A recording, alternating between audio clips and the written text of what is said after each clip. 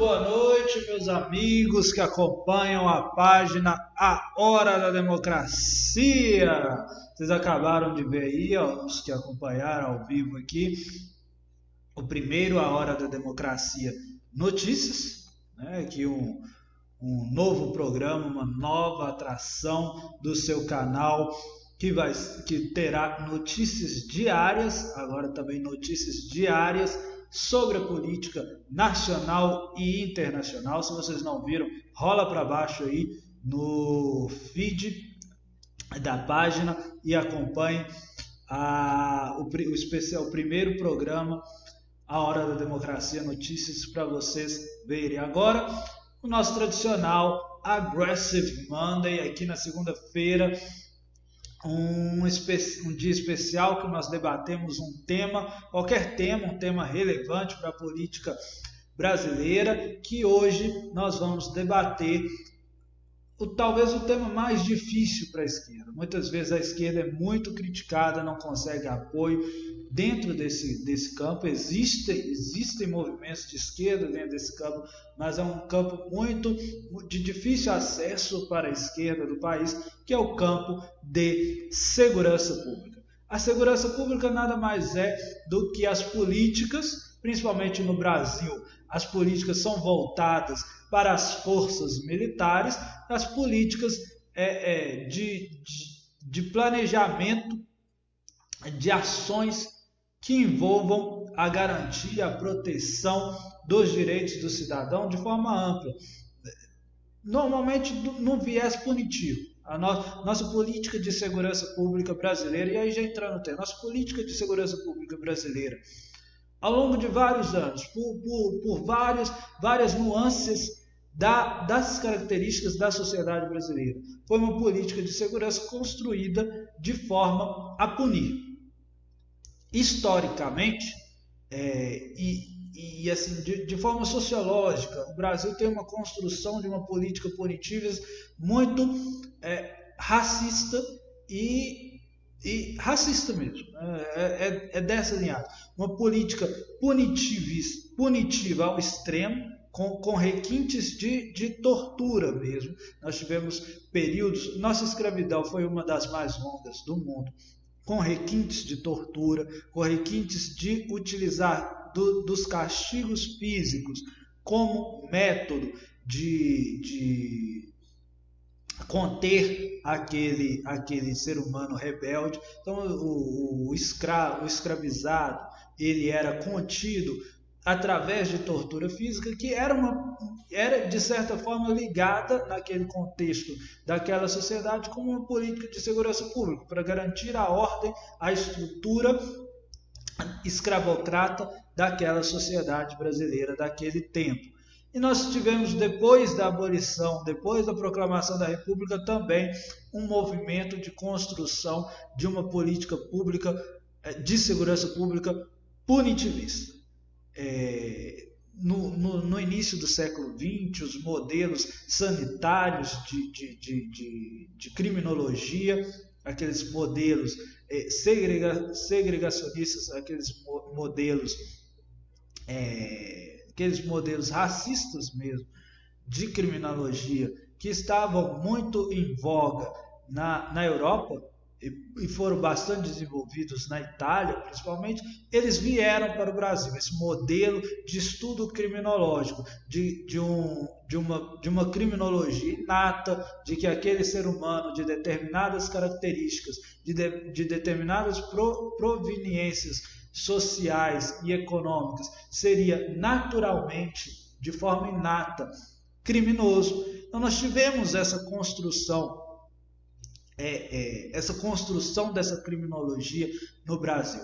E isso permanece, de certa forma, no inconsciente das nossas políticas de segurança pública. Isso permanece no inconsciente de todas as nossas políticas. Por isso mesmo que, se nós observarmos a realidade do nosso sistema prisional, é que massivamente o nosso sistema prisional ele prende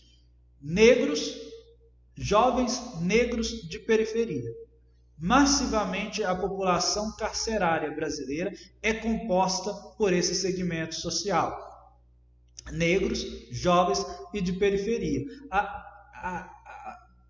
Essa realidade ela não é uma coincidência, ela traduz ainda um resquício de identificação de uma política criminológica racista e de uma política criminológica que identifica nesses indivíduos aquele perigo iminente, aquele risco social. Se nós fôssemos na Europa,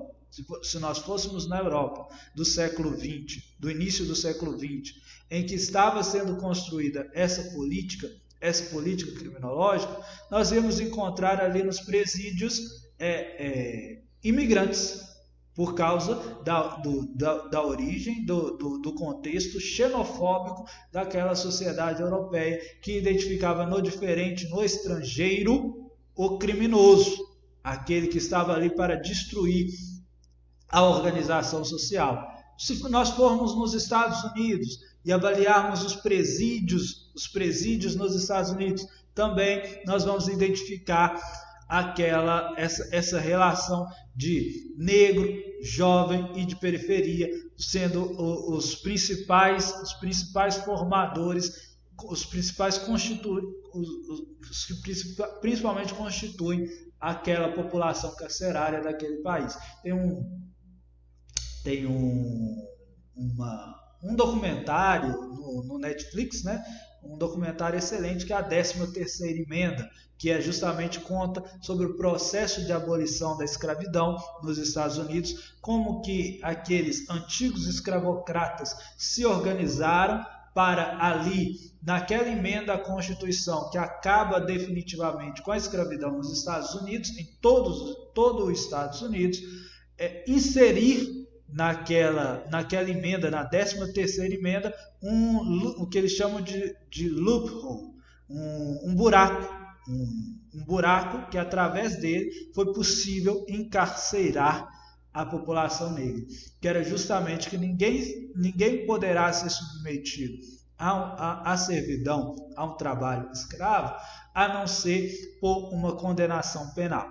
E através desse loophole, através desse buraco na 13ª Emenda, foi possível que hoje você tenha uma massiva exploração de trabalho negro e periférico através do sistema prisional dos Estados Unidos, através da privatização do sistema prisional dos Estados Unidos, e ali aquelas pessoas encarceradas são utilizadas como mão de obra extremamente barata para o sistema carcerário nos Estados Unidos. O Brasil tem uma construção dessa política criminológica, dessa política de segurança pública bem parecida. O Brasil constrói essa política de segurança pública da mesma forma. Como? O Ademar está mandando aí boa noite Ademar, se você ainda estiver assistindo, boa noite aí. Muito bom ter sua audiência aqui, super fã Ademar, obrigado pela audiência. E o Brasil, ele constrói a sua política de segurança pública já ali no final do século XIX, com o processo de abolição da escravidão, na mesma linha dos Estados Unidos. Esse negro, ele vai sair da senzala, ele vai sair do trabalho forçado naquelas lavouras, mas ele vai ser submetido a um outro encarceramento, a uma outra segregação, uma outra perseguição social, que é justamente, e é interessante observar que o processo de abolição no Brasil, ele ocorreu ao mesmo tempo, isso ainda no Império, ao mesmo tempo que um processo de reforma do Código de Processo Penal, e nós temos a primeira lei do processo de escravidão, como a lei, primeiro a lei dos sexagenários, depois a lei do ventre livre. A lei do ventre livre, ela veio junto com o processo de reforma da lei de menores e da lei de processo penal, que possibilitou que as autoridades policiais ao redor de todo o império, ao redor de todo o país, pudessem implantar políticas de perseguir essa juventude negra que agora era livre, né? Entre aspas, livre, eram libertados da sujeição daquele trabalho escravocrata, possibilitou que essas autoridades policiais pudessem perseguir. E no início do século XX, nos anos 20, principalmente nos anos 10 e 20, as polícias brasileiras elas foram instrumentalizadas pela sociologia criminológica daquela criminologia, daquele criminoso inato, daquele criminoso que nasce para o crime. E esse criminoso que nasce para o crime, ele tinha características que derivavam do preconceito e do racismo inerente àquelas instituições, que eram justamente os jovens, negros e de periferia. Eles eram, de novo, ali, eles eram o alvo dessa política criminológica, não por coincidência, mas justamente porque o sistema foi construído para ter como alvo essas pessoas. Isso é importante para entender a política de segurança pública. Hoje o principal crime que alguém está preso no Brasil, principalmente, é pelo crime de tráfico de drogas. Nos Estados Unidos também. Nós temos uma política criminológica muito alinhada aos Estados Unidos. E estar preso pelo crime de tráfico de drogas no Brasil é principalmente o pequeno traficante. É ele que a justiça criminal consegue prender. É ele, quando a polícia sobe o morro para as operações contra o tráfico, contra a política de droga, ele está alvejando as vítimas do sistema penal de sempre. Jovem, negro, de periferia. Sempre. É a mesma política. E encontra ali um pequeno tráfico que a mídia brasileira, a mídia tradicional brasileira, exacerbera como se fosse o núcleo da criminalidade brasileira. O núcleo da criminalidade brasileira estaria ali naquele jovem pé rapado com um fuzil, que a questão de onde ele adquiriu aquele fuzil, que não tem condição nenhuma, não se comporta no contexto da realidade daquele cidadão ali, naquela condição precária, ter um fuzil caríssimo, que nem é produzido no Brasil, que ele necessariamente teria importado de outro país. Mas essas questões nunca são colocadas. E ali, nesse contexto, nessas grandes operações, a mídia exacerbera, traçando a ideia de que ali está o centro da criminologia, o centro criminoso do país, e que essas operações efetivamente combatem a criminalidade. Não é verdade. Nunca foi que essas operações conseguiram, e nem é o propósito. Nem é o propósito dessas operações acabar com o tráfico. O próprio nome, e aqui é interessante essa questão, o próprio nome guerra às drogas, guerra ao tráfico, seja como você queira chamar, ele despersonaliza, desumaniza a chacina que ocorre, a chacina de pessoas mesmo, porque se você fizesse uma guerra a pessoas, uma guerra a pessoas, que é a guerra às drogas, você não pode fazer uma guerra às drogas. Não existe forma de ganhar a guerra às drogas.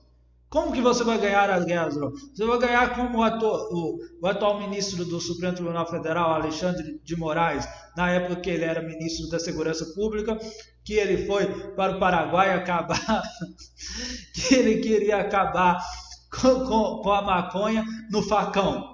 Isso não existe. Você não vai acabar com as drogas. O ministro sozinho numa plantação no Uruguai, acabando com as drogas. Você não vai acabar com as drogas assim, ministro. Então não existe guerra às drogas. Você sempre faz guerra contra alguém. Mas não se pode admitir no Brasil que exista uma guerra contra jovens negros de periferia. Então você fala guerra às drogas. É a mesma ideologia, a mesma máscara ideológica que se usou nos Estados Unidos Nos Estados Unidos, principalmente, esse movimento surge ali com a presidência de Ronald Reagan, na década de 80. Você tem o movimento Drugs No, Say No to Drugs, diga não às drogas. Isso veio a mesma coisa, veio literalmente para o Brasil, diga não às drogas. Este movimento, de um movimento de combate realmente às drogas, mas que mascarava por trás uma guerra às pessoas. Então, essa lógica racista e discriminatória mesmo, é o que substancia a política criminal brasileira. E eu coloco racista, e principalmente contra jovens negros de periferia, porque é o principal alvo.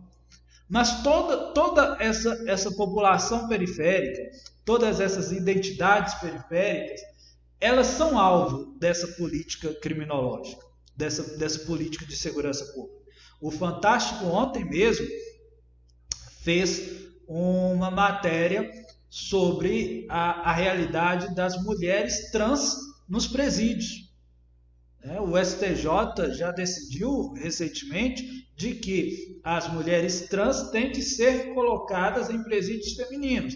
Isso ainda não é a realidade em todo o Brasil, mas já há decisão, já há precedentes de que as mulheres trans têm que ser transferidas para os presídios femininos. Mas essa não é a realidade brasileira. E essas mulheres, todos esses segmentos sociais periféricos, eles são alvo dessa política criminológica. Eles não são propriamente a maioria no presídio é justamente os jovens negros.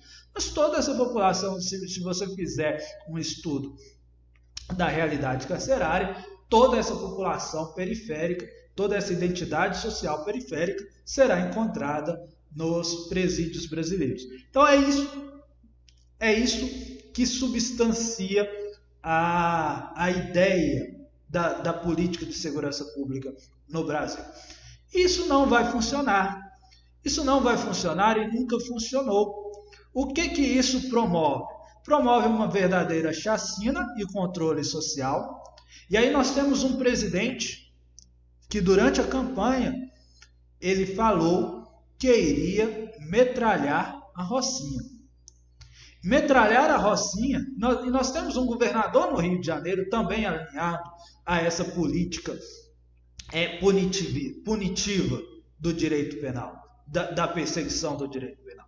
Metralhar a Rocinha como proposta de política de segurança pública, como se ali estivesse o centro da criminalidade no Rio de Janeiro, é não conhecer a realidade criminal.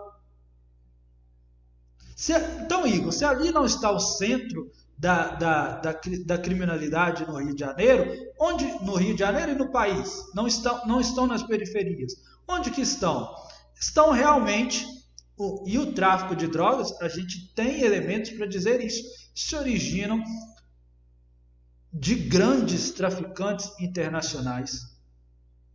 Muitas vezes, pessoas muito ricas e com muito capital político para as protegerem. É aí que reside o tráfico. É aí que nenhuma força policial, nenhum direito penal, por mais punitivo que seja, pode ser o direito penal de pena de morte a todos os criminosos. Roubou 10 centavos, morre.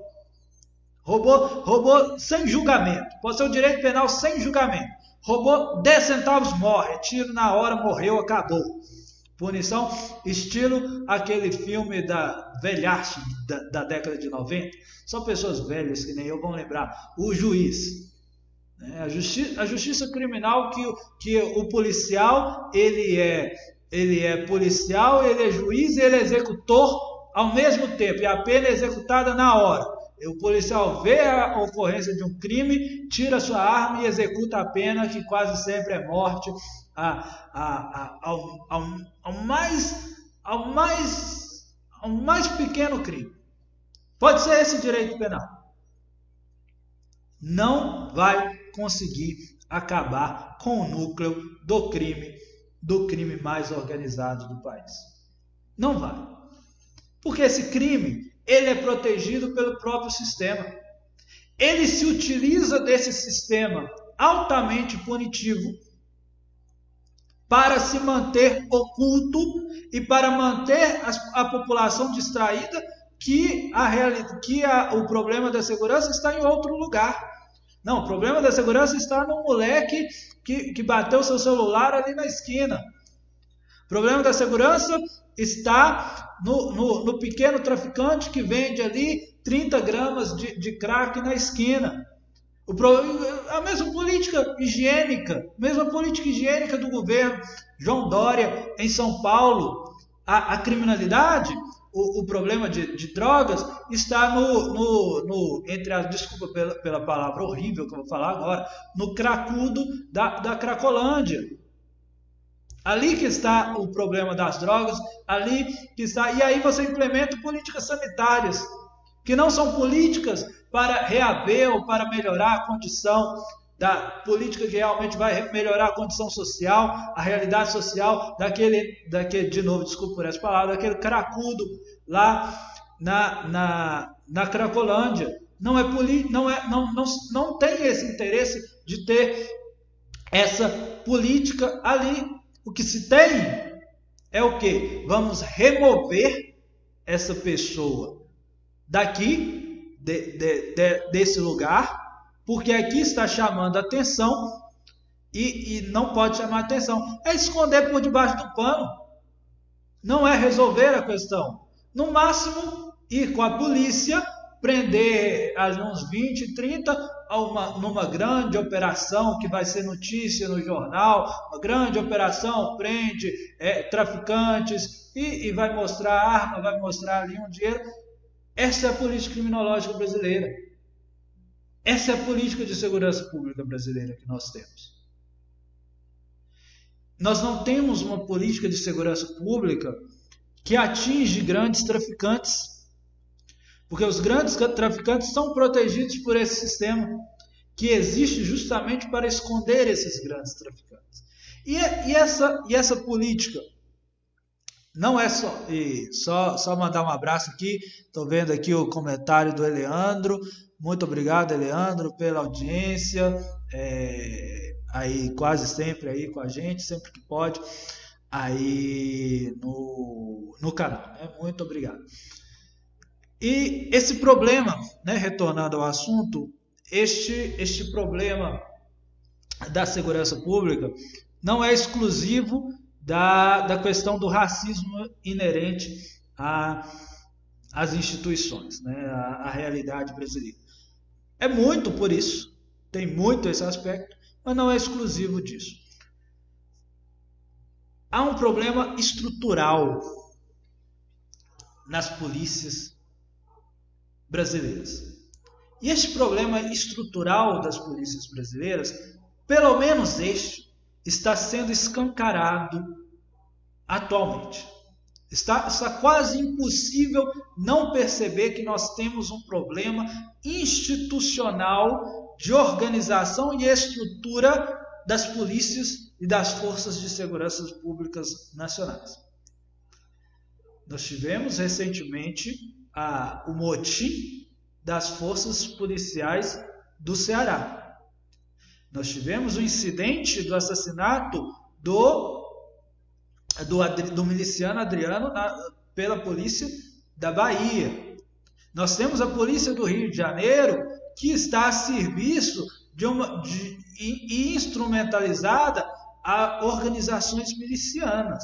E nós já discutimos aqui como o poder dessas milícias tem se espalhado por todo o país. E isso é um problema estrutural da força policial. E aí, isso ele é discutido por muitos criminólogos. Zaffaroni é um criminólogo argentino, mas ele faz vários trabalhos, foi professor da UFRJ, faz vários trabalhos aqui no Brasil também, foi ministro da Suprema Corte Argentina. Então é uma pessoa de autoridade. E aí ele faz a análise justamente de que nós retiramos esses policiais, nós retiramos essas autoridades policiais para formarem as forças policiais da mesma realidade social que nós retiramos, da mesma realidade social que nós vamos mandá-los para ideologicamente combater o crime.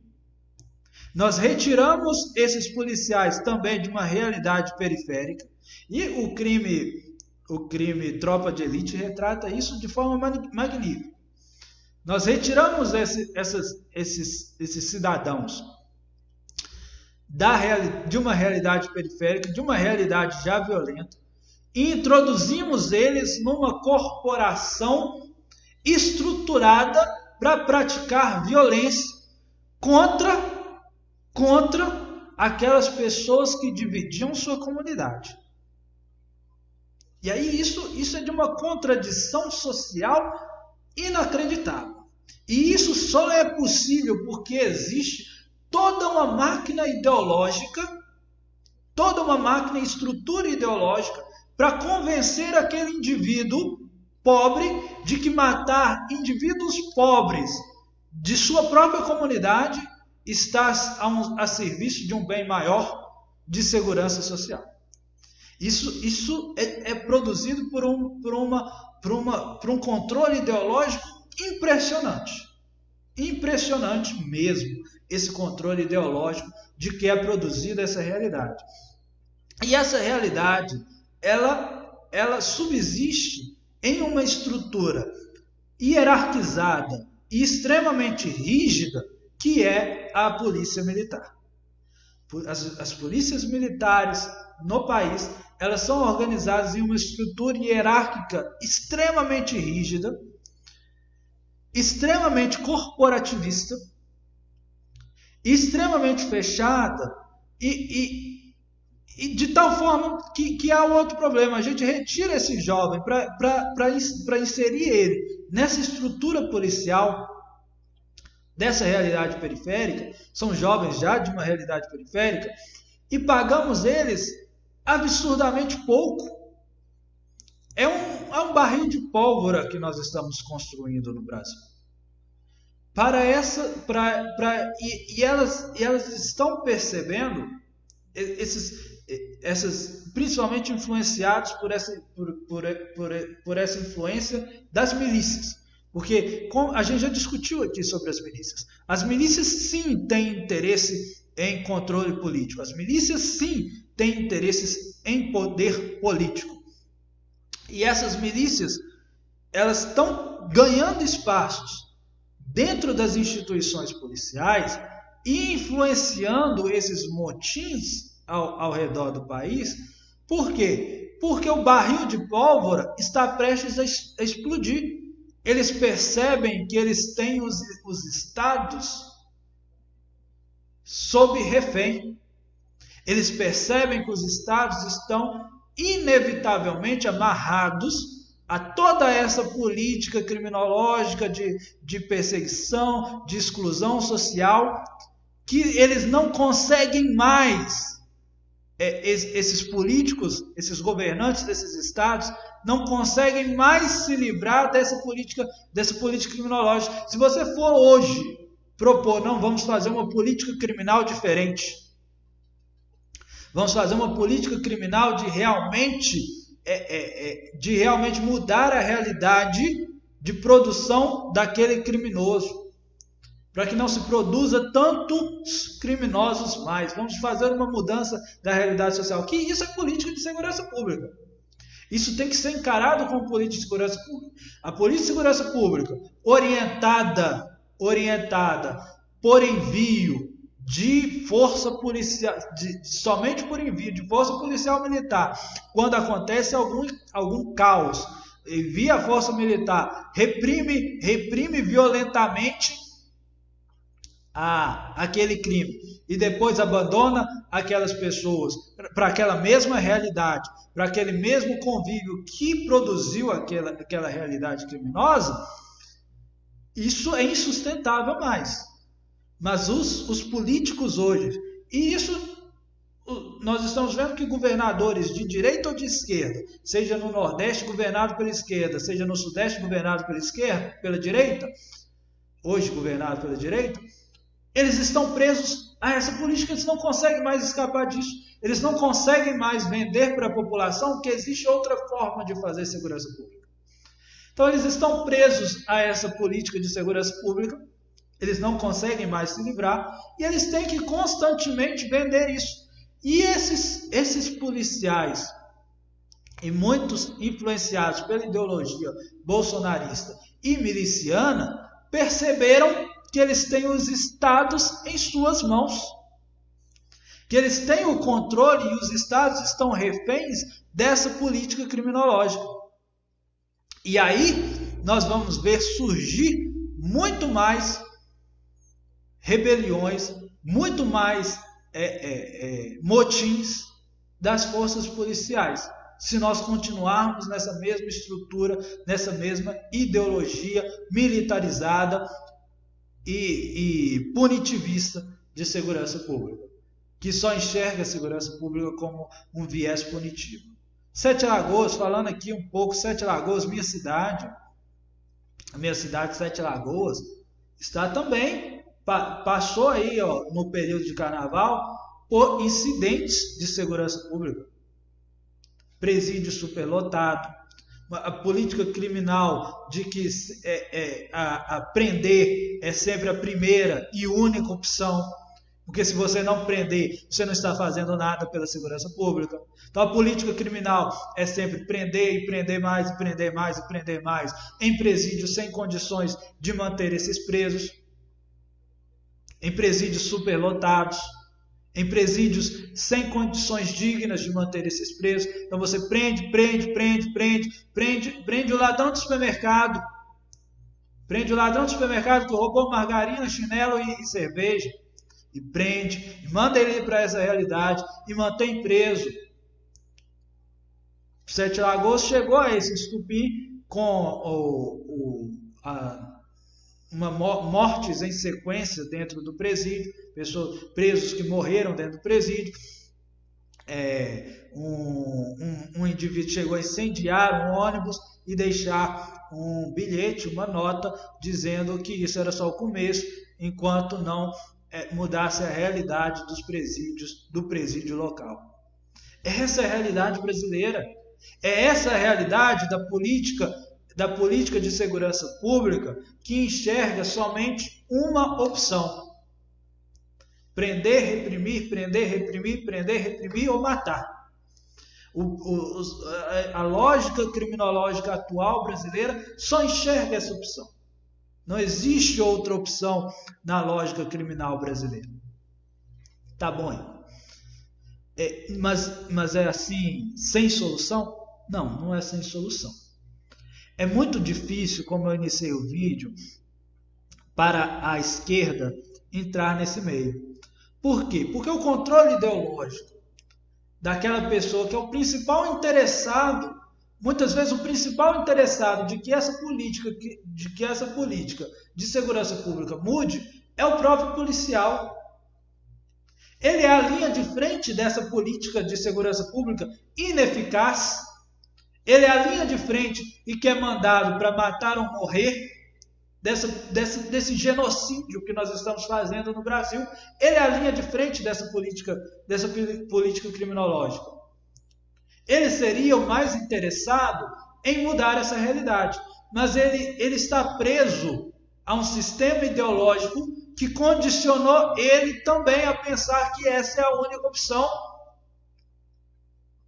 Ele está preso a esse sistema ideológico que condicionou a ele a pensar que ele é um herói, que ele está fazendo isso para o bem e que ele a super idolatrar ele por esse sacrifício que era desnecessário. Por esse sacrifício que a sociedade não é justa ao exigir desse cidadão faça. E que é ineficiente e ineficaz, absurdamente ineficiente para a questão da segurança pública. Então esse maior interessado, ele está preso a correntes ideológicas que o mantém adepto a essa mesma política, a essa política fracassada de segurança pública punitivista e repressora. Então, quando você tenta levar até esse ambiente políticas criminais, políticas de segurança pública diversas eles rejeitam essa ideia, porque eles acham que essa ideia não vai resolver o problema. Que o que vai resolver o problema é garantir maior possibilidade para esse policial matar, é garantir maior possibilidade para esse policial prender, que ele é condicionado a entender que o quê? Que ele prende, mas o juiz solta. Como que o juiz solta no país que está entre os 3 primeiros com maior população carcerária do mundo? Que juiz que está soltando tanto preso que esse policial quer prender? Onde que está? Não existe isso. Ele é ideologicamente construído para entender ou para pensar que o problema da segurança pública está sempre em outro lugar. Não no trabalho dele, que é condicionado para ser sempre o de prender e matar. O trabalho dele é o certo. O trabalho dele é isso mesmo, é isso que tem que fazer, é prender ou matar. Agora, o problema da segurança pública não está porque ele prende muito e prende seguindo uma ideologia, uma política criminal ultrapassada, racista e preconceituosa. Não é esse o problema. É dito para ele que o problema está em outros lugares do sistema. Não, o problema está porque o preso tem direito demais. O preso tem direito demais. É aí que está o problema. Se o preso não tivesse tanto direito, não teria tanta criminalidade. O problema não é você que está ali prendendo seguindo uma ideologia que está errada. E aí ele nunca vai questionar o sistema que o manda prender e matar sempre o mesmo alvo, esperando o mesmo resultado, esperando um resultado diferente. Porque isso aí não é errado para ele. Errado para ele é o juiz que solta, é o advogado de defesa que tenta safar o bandido a qualquer custo, ou é a sociedade que passa a mão no bandido. O problema sempre vai ser o outro. E aí ele nunca tem que encarar a realidade que o problema é sistêmico e é interno. E o problema é o próprio trabalho que ele foi condicionado a fazer. Ele nunca precisa encarar essa realidade. E então é por isso que é difícil para a esquerda levar políticas diferentes para esse meio. Mas existe. E eu fico satisfeito de perceber, de acompanhar também páginas de policiais antifascistas. Existem páginas de policiais de diversos estados brasileiros. Minas Gerais, infelizmente, eu não encontrei no Facebook, mas existem policiais antifascistas de São Paulo, policiais antifascismo do Rio de Janeiro. É todo um grupo de policiais que se organizaram realmente para tentar pensar a segurança pública de forma diferente. Existem policiais civis e outros policiais independentes que também divulgam ideias diferentes e mostram mostram de dentro como que é a realidade desse trabalho policial brasileiro. E a principal solução, já caminhando para o final aqui da nossa live do Aggressive Monday de hoje, a principal solução tem que passar pela desmilitarização da polícia militar. Uma das principais soluções, uma solução que for construída tem que passar pela desmilitarização da polícia militar. Primeiro porque policial militar não é instrumento de garantia de segurança pública. A lógica de pensamento militar é própria dessa lógica de pensamento de guerra. É a lógica de ver o inimigo. E aí ele só vai ter sempre essa opção binária. É inimigo ou é cidadão de bem? É sempre essa opção binária. E o inimigo você mata. Eventualmente você prende. É sempre essa lógica binária. E a lógica militar ela é construída nesses dois sentidos. E a lógica militar ela é construída no sistema de hierarquia rígida, fechada, que aquele policial, mesmo que ele queira pensar fora daquele sistema que é construído dentro dessa ideologia, ele não consegue, porque ele tem que seguir as diretrizes superiores.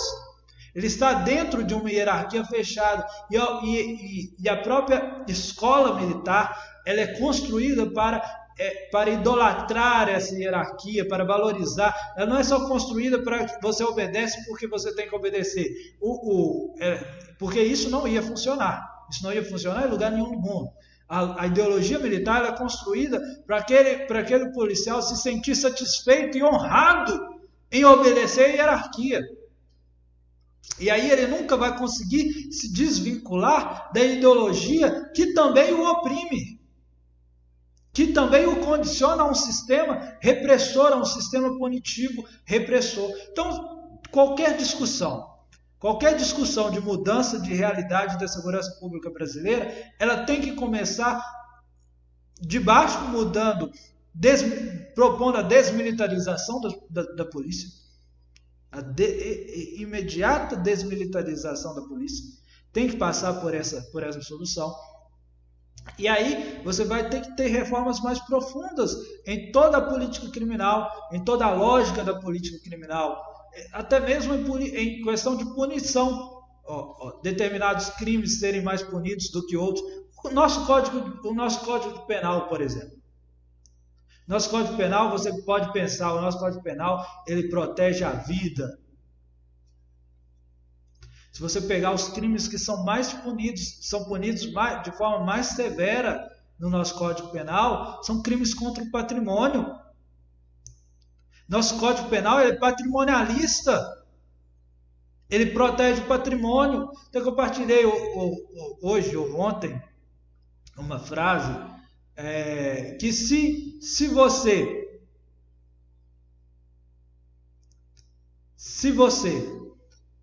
acha certo, se você acha errado matar, mas acha certo matar o indivíduo que roubou seu celular, porque ele roubou seu celular, você não protege a vida, você protege o patrimônio.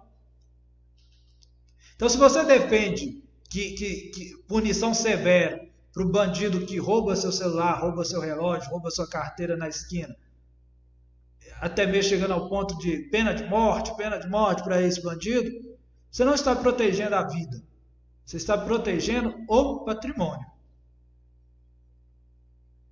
Você está protegendo o sistema. Você protege a vida mudando a realidade a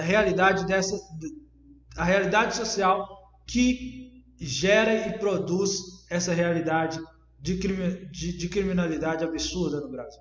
E que passa pela própria política de segurança pública que nós instalamos no Brasil. Era isso que eu queria deixar para vocês aqui hoje.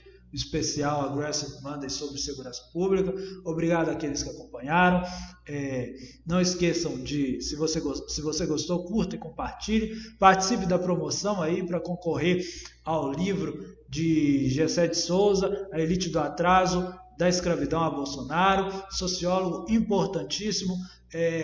Chamem os amigos para curtirem a minha página está crescendo muito, tá ficando bom a coisa aqui. Nós vamos este ano lutar contra o fascismo, lutar contra a expansão do autoritarismo em todas as frentes, começando dos municípios. Então vem com a gente, nós estamos ficando muito bons aqui, nós vamos ficar ainda melhor. Vem com a gente, tá bom? Muito obrigado e até a próxima.